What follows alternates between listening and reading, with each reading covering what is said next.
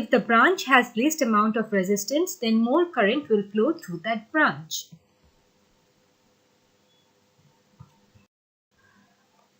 Steps to follow while solving a circuit connected in parallel. As I've mentioned in the previous slides that in series configuration, the same current will flow through all the elements connected in series, and their voltage or potential difference will vary based on the value of their resistances. However, in case of a parallel network, the voltage is always the same across parallel elements. For example, in this particular circuit, E, the source, and the loads R1 and R2 are all of the three elements are connected in parallel because all three elements have two common nodes. Now, when elements are connected in parallel, the parallel branches have the same voltage.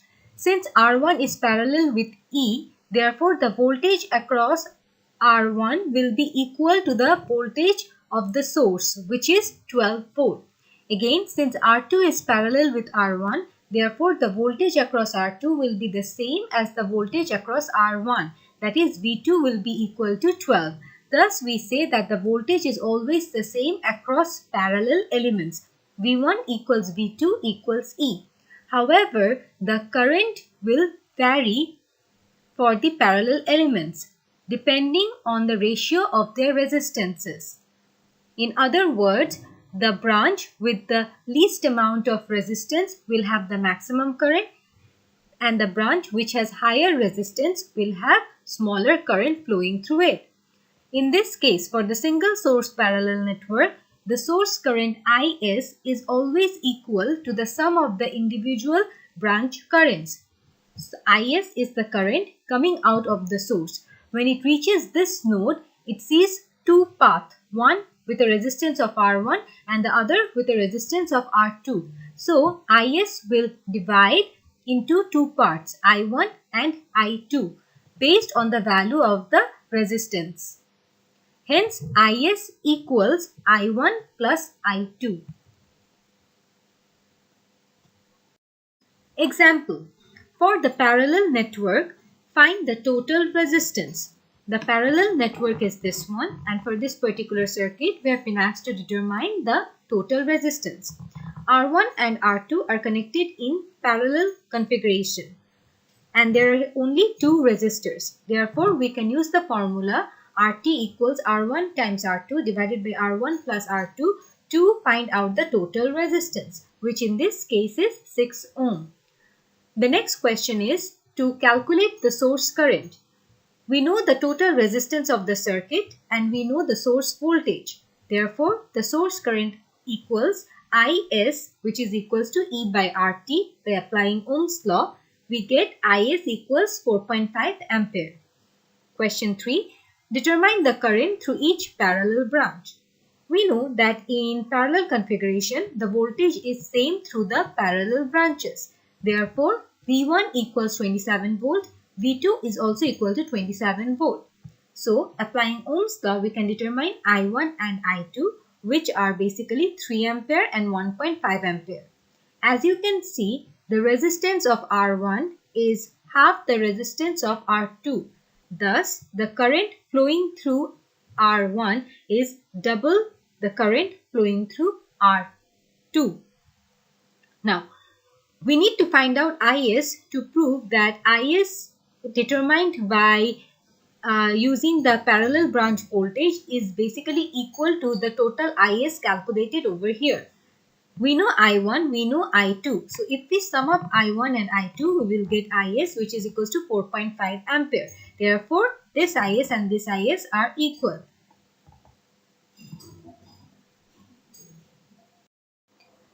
Kirchhoff's current law, also known as KCL.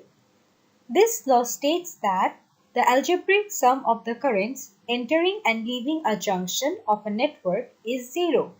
In other words, the sum of the currents entering a node must be equal to the sum of the currents leaving the node. That is, consider this point to be a node. According to the given direction of the currents, I1 and I4 are the two currents entering the node, and I2 and I3 are the two currents leaving the node. According to KCL, sum of currents entering the node must equal sum of currents leaving the node. So, I1 plus I4 must equal to I2 plus I3.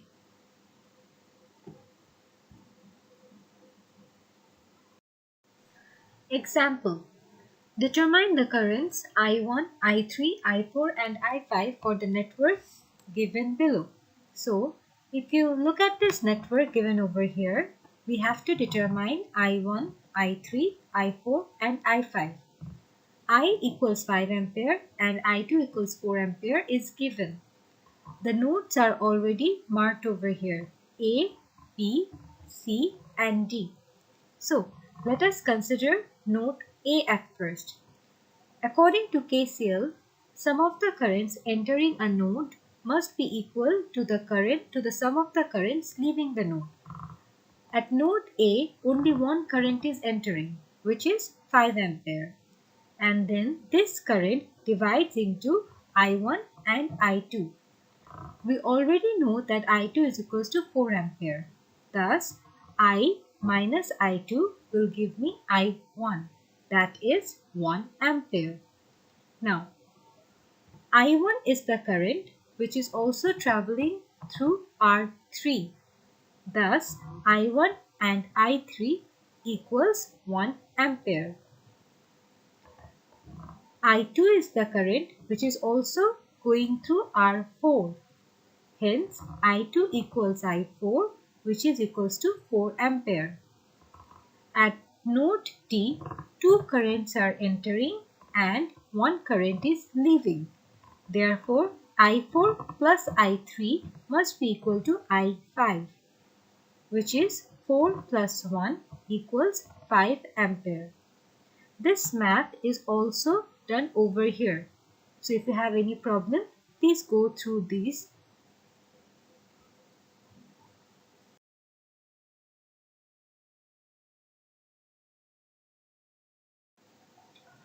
Current divider rule. We know that in series configuration, the same current will flow through all the elements connected in series, but the voltage will divide or the voltage will vary based on the ratio of their resistances. In parallel configuration, the voltage will be equal in all the parallel branches. However, the current will flow based on the resistance of the resistors. For any particular resistor Rx, the current flowing through that resistor Ix can be determined using the formula Ix equals RT, which is basically the total resistance in parallel divided by Rx, the resistor in concern, times It, which is the total current.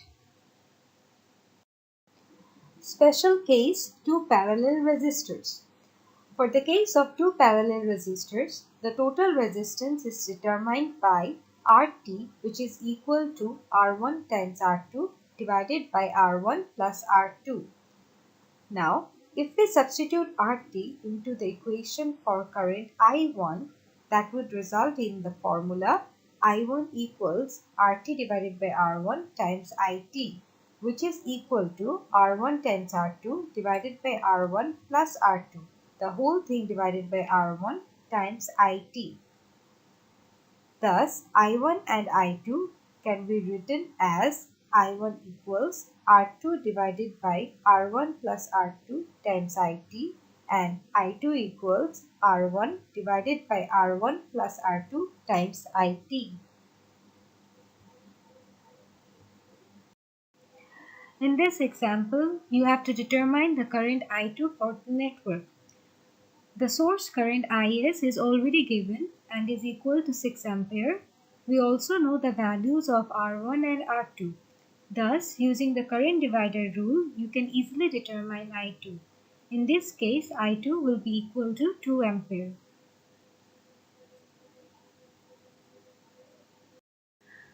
Short circuit.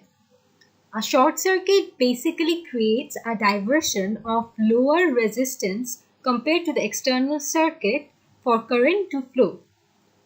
For example, if we consider this circuit. Now, suppose we connect a wire from this node to this node. That is, the circuit will now look like this. So, at this point, there are two paths for the current to flow. In one of the path, there is a resistor of resistance R, and in the other path, the resistance is 0, because ideally a wire has 0 resistance. So, at this point, the current will see that there is a path which has 0 resistance and another path which has a resistance of R. Definitely, the current will flow through the path which has 0 resistance, that is this wire. So, in other words, the current flowing through this resistor will be 0. Therefore, the potential drop across this resistor will also be 0. Now, if we consider the resistance of this wire, ideally, our wire has 0 resistance. So, no matter whatever current flows through the wire, the potential drop across this wire will also be 0. Hence, it is said that a short circuit can carry a current of a level determined by the external circuit, but the potential difference or voltage across its terminal is always 0 volts. And you also need to remember that the resistance of a short circuit is also 0. Open circuit. Well, unlike the short circuit condition, the open circuit terminal will have 0 current across it. However, there will be a potential difference across the terminals. This is the end of this chapter and you need to practice all the examples related to the topics which we have covered in this lecture from all the 3 books. Thank you.